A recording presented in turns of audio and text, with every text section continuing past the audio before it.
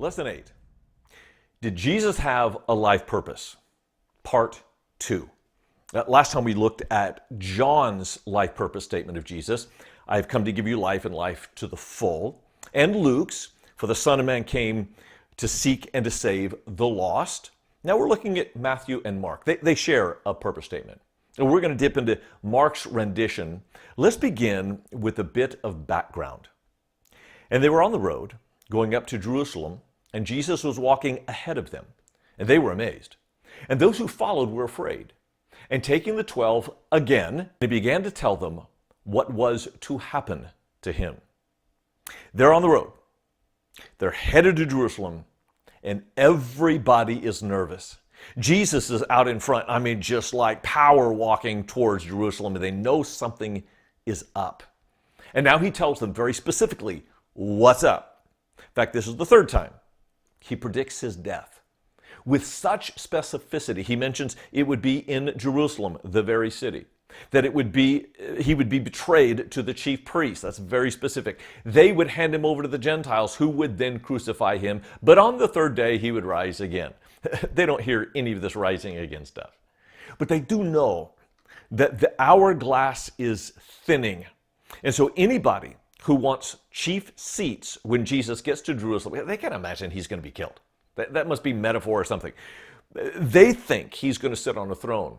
And now is the time to grab the power positions. So James and John, with the help of their mother, Salome, Matthew adds that addition, and she actually was Jesus' aunt, so it is a power play. They say, Jesus, give us whatever we ask. He says, boys, you don't know what you're asking. Can you be baptized with the baptism I'm baptized with? In other words, can you be inundated with my suffering? Can you drink the cup, Old Testament metaphor for the wrath of God? And they go, oh yeah, we're ready to suffer. They have no clue. And Jesus called everybody together because the others are a bit peeved at James and John, not because they were selfish and not because they were arrogant, but because they beat them to the punch. They all wanted to sit at Jesus' right hand and left hand. So Jesus says, huddle up, guys, something to say. Verse 42. And Jesus called them to him and said to them, you know that those who are considered rulers of the Gentiles lord it over them, and their great ones exercise authority over them. The phrase, they are considered rulers, in the English is passive. They are considered rulers. In the Greek, it's active. The implication is not that others saw the rulers and said, wow, they're a ruler. No, it's that the rulers presented themselves. They gave the impression they were rulers. How? Well, by the way they dressed, by their entourage, by the military accoutrements around them. They had titles, they had position, they had power, and they flaunted it. They presented themselves as rulers. And then the people go, oh, okay, you're the ruler. What is interesting, though, is Mark says the rulers of the Gentiles. In his literary world of the book of Mark, there were only two of those, Pilate and Herod. And I want you to look closely at both of them and how they ruled. Pilate, for example, is about to give Jesus over to the Jews to capitulate to their request to crucify him, even though he did not want to. Why would you give in to the demands of people you don't respect for a request that you know is evil? Because they threatened him. They said, if you don't give us what we want, you're no friend of Caesar.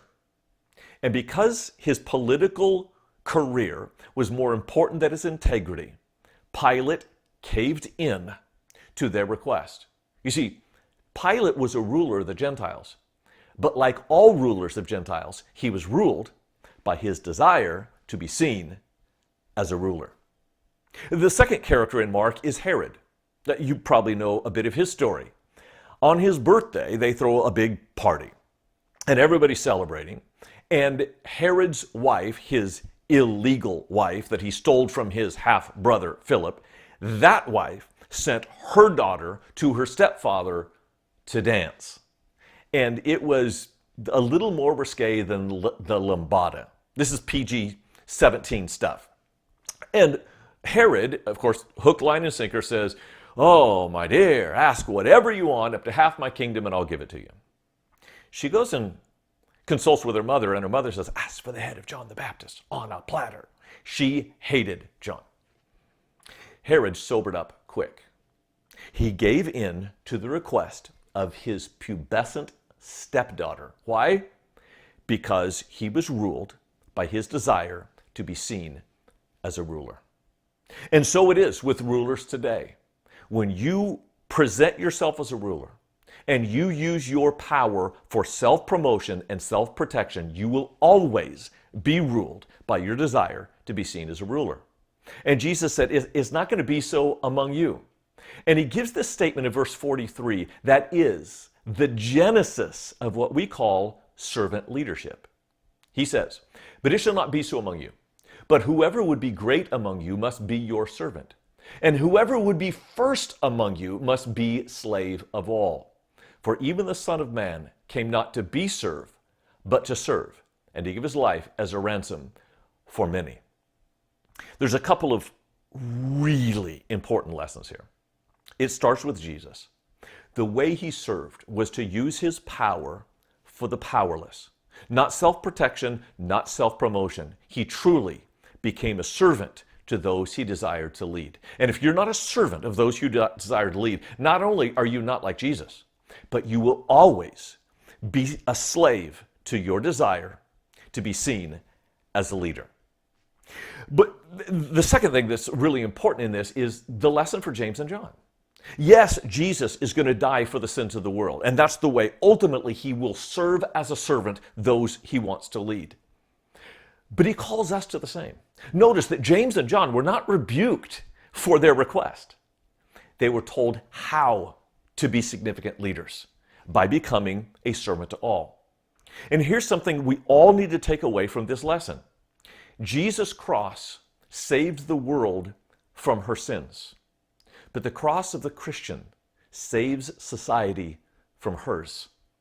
And as we lead and love by suffering and serving, it's then that we'll make an impact for Jesus, like Jesus.